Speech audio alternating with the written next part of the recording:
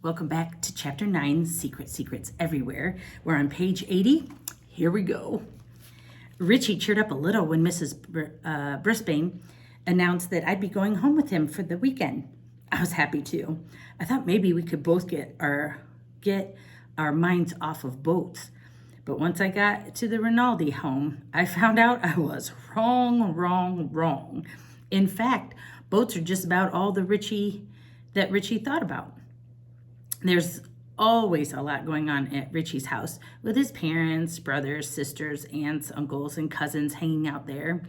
They were all there on Saturday. So many kids. Serena, Sarah, Anthony, Alex, George, Josie, Richie, and Rita. Late in the afternoon, they all ended up in the bathroom with me.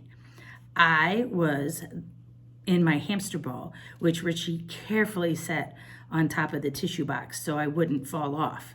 At first, I was happy that Richie brought me along. A little later, I wasn't so sure. "Watch this," said Richie as he turned on the faucets and the tub began to fill with water. "What's going on?" asked Richie. George backed away. "I don't want to take a bath. I just had one yesterday." "I doubt that. Maybe the day before," his sister Josie snapped. "Maybe." "We're not here to take a bath," said Richie. "We're here to see what floats." Aha! I realized that Richie was going to show his cousins what Mr. Fitch and Mrs. Brisbane had shown us in the library. Oh, excuse me. Richie started things off by holding up a penny. "Float or won't float?" he asked. "Won't," his cousins shouted in unison. The penny sank to the bottom of the tub. Next, George took a pencil out of his pocket. "Float or won't float?" "Will," Rita, Serena, and Sarah agreed. "Won't," Alex, Anthony, and Josie agreed. The pencil floated beautifully. All it needed was a sail to look like a sailboat. The cousins soon scattered all over the house and returned with more things to test. They tried a peppermint stick, sank, flip-flop, floated. A leaf floated until it got soggy and then sank. A seashell sank. A plastic cup did something very surprising. It floated on its side until it was 3/4 of the way full of water. Then it tipped up and floated right down. Oh, no, wait. It floated on its side until it was about 3/4 full of water, and then it tipped up and floated upright. Finally, a teddy bear floated on his back with a big, happy smile on his face. I guess it's okay for furry teddy bears to get wet, unlike furry hamsters. Then George and Anthony got into a splashing fight. George's dad looked in to see what was going on. "It's a science experiment," Richie told him. "Anything that can get George into the bathtub is fine with me," he said. "Just clean up the mess when you're finished." It was fun to watch all the splashing until Alex grabbed the hamster ball and said, "What about this? Will it float?" No, I squeaked. I didn't know if the ball would float or not, but I knew that I didn't want to get wet. And even though the plastic would protect me from the water, those air holes would surely take on water. When I'd wished for an adventure on the water, this wasn't what I had in mind. Alex was carrying me toward the bathtub as I shrieked, "Stop him! I shouldn't get wet!" I wasn't sure if anyone could hear me with all of the plastic around me. He held up the ball over the water. I took a deep breath and squeaked, "Eek!" At that point, my friend Richie grabbed the ball out of Alex's hands. "Not the with the hamster in it, you doo-doo." Richie opened the ball, took me out, and handed the ball back to his cousins. "Here," he said. Alex dropped my hamster ball into the tub, where it plopped up and down on the water, floating along. My heart was pounding, but I was glad I wasn't inside. Richie put me back in my cage where I burrowed into my sleeping hut for a long, dry nap. On Sunday afternoon, Richie cleaned my cage. He did an excellent job. While he was changing my water, his mom brought in the phone and said he had a call. "Hello?" Richie said. "Oh, Kirk." He sure didn't seem happy to hear from his partner. Okay, okay, okay. That's all I heard. I couldn't hear what Kirk was saying, but Richie told me after he said goodbye. Dumb old Kirk. He took the boat home again and wanted to tell me that it sailed really great. Richie explained. What a jerk. Kirk is a jerk. Then he unexpectedly slipped me into his pocket. It was dark in there, but I could make out a couple of dried up raisins and a half a stick of gum stuck to the cloth. Luckily, I was only there for a few seconds. Richie went into the bathroom, locked the door, took me out of his pocket, and set me in the empty soap dish. I was a little nervous when he started filling the bathtub with water, especially after the experiments from the day before. Don't worry, Humphrey, you're not getting in a bath, Richie assured me. I just want to show you something. It's a secret. Once the tub was full, he showed me a strange-looking boat. This is my remote-controlled submarine. Pretty cool, isn't it? The submarine was a very sleek boat, nothing like the sailboats that we'd been studying. It was completely gray and had no sails at all. It just towered like a thing coming up out of the middle. Just a tower-like thing coming up in the middle. Here's the periscope, Richie pointed to a long, narrow tube coming up out of the tower. When you're underwater, you can use it to see what's on top of the water. Amazing. In real submarines, people can live underwater for weeks, even months. They can sneak up on enemies because no one even knows they're there, Richie said. After he put the submarine in the tub, he used a remote control like the one for Mr. Fitch's television to make it move through the water. I can control it when it goes up and when it goes down, he explained. See? Using the controls with his hands, he made the submarine dive down until it was completely underwater. It glided silently across the bottom of the tub. Now watch this, he said.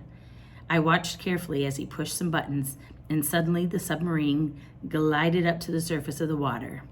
That's great, great, great, I squeaked happily. My classmates are so clever. But my little hamster heart sank almost to my stomach when Richie said, I'm going to take this submarine to Potter's Pond for the boat race. That's against the rules, I squeaked. Kirk thinks he's so smart, Richie muttered. The submarine dived to the bottom of the tub. I'll hide it in my backpack. While the race is on, I'll sneak it to the sidelines, slip the submarine into the water, and then bring it right up next to his stupid tall ship, just to show him I can handle a boat too. Something could go wrong. What if the submarine hits the boat? I tried to warn him, but it was no use. I'll probably get in trouble, Richie admitted, but I don't want a stupid prize anyway.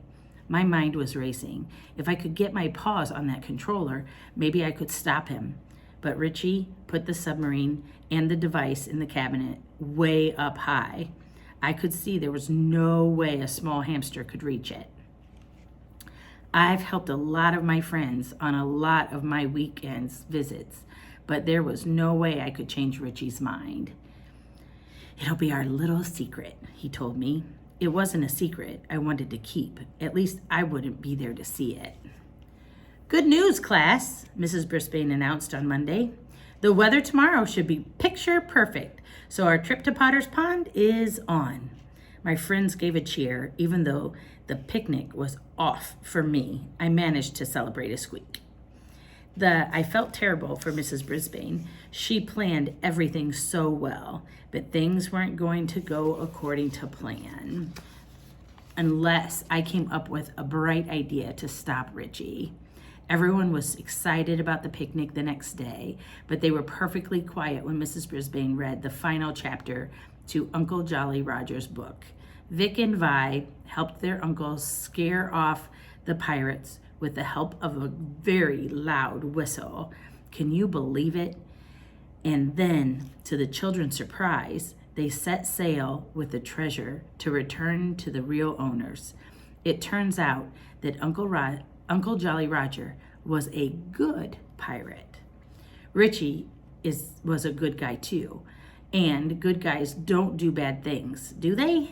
Well, maybe sometimes they do. I need a plan, but in order to have a plan, I need to research. Mrs. Brisbane talked about research from time to time, and I figured out it meant learning more about a subject. When students had to do research, they usually went to the library. So I decided to undertake a little research project of my own. First, I had to wait for Aldo to finish cleaning the room. He was very cheery that night, whistling the hornpipe song and dancing around with the broom. "Well, me buckos, tomorrow I set sail," he said. "I hope your friends don't get attacked by pirates." The thought of pirates attacking anyone, especially my friends, made my whiskers twitch, but Aldo let out a jolly laugh.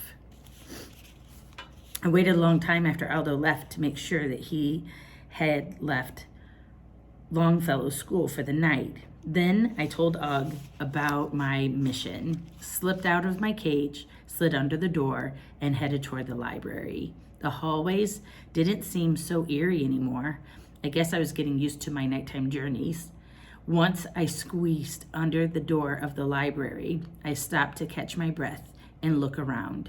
The fish tank was glowing, thank goodness, because I needed the light. I headed straight for the remote control. If I could figure out how it worked, maybe I could figure out how to make Richie's remote not work. I scrambled up to the stair-like shelves and scampered across the desk to the remote control.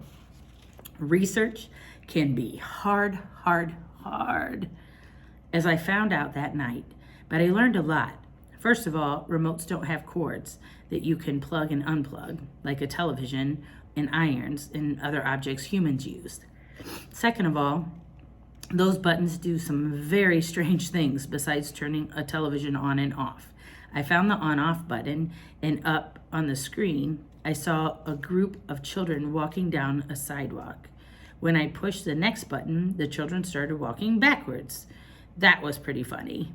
I hate to admit, I spent quite a bit of time making those kids walk forward and then backwards. Then it was time to get on with my research. One button turned the sound on and off. The others made pictures do all kinds of strange things, like change colors and get squiggly lines.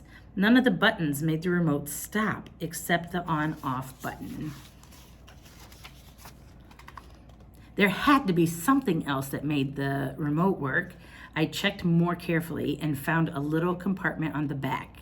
When I jiggled it open, 2 batteries rolled out. The batteries were the secret. Sure enough, when the batteries were in the remote, no matter how many times I pushed on-off button, nothing happened. If I could take out the batteries, I could put Richie's remote out of action. So the next morning, all I had to do was A, get into his backpack, B, find the remote, C, take out the batteries, D, without anyone noticing. That was a tall order for a small hamster, but I vowed to give it my best shot. I could only cross my paws and hope that my friends would leave for Potter's Pond after morning recess and not first thing in the morning. But before that, I needed to get Mr. Fitch's batteries back in their little compartment. Let me tell you, taking batteries out is a lot easier than putting them back in. It took me 5 tries before the screen lit up and those children walked down and up the sidewalk again. Phew! I couldn't resist hitting the button that took the movie back to the beginning, and I saw its title, Safety First. It explained how children should cross the street safely, and oh, it was a very frightening sight. The children learned how to look both ways before crossing the street, how to wait for a kindly crossing guard to stop traffic with a sign, and how to press a button on a pole and wait until the picture of the person walking lit up. Those kids were very good at being safe. But I couldn't help thinking about how unsafe a little hamster would be on the sidewalk. All those big feet clomping along and huge cars whizzing by. The kindly crossing guard probably wouldn't be able to see me, and there was no way a creature of my size could reach up that pole and press the button for the walk light.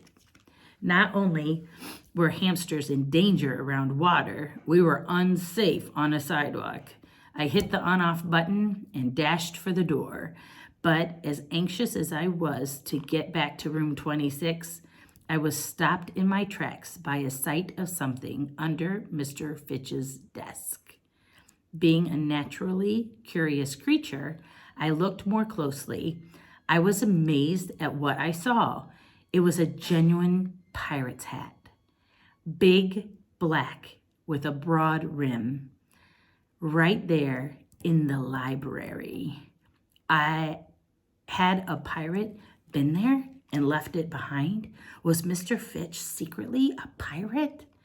Shivers my timbers, I squeaked, and I dashed out of the library and back to the safety of room 26 as fast as my small little legs could carry me. On to chapter 10. Bye, guys.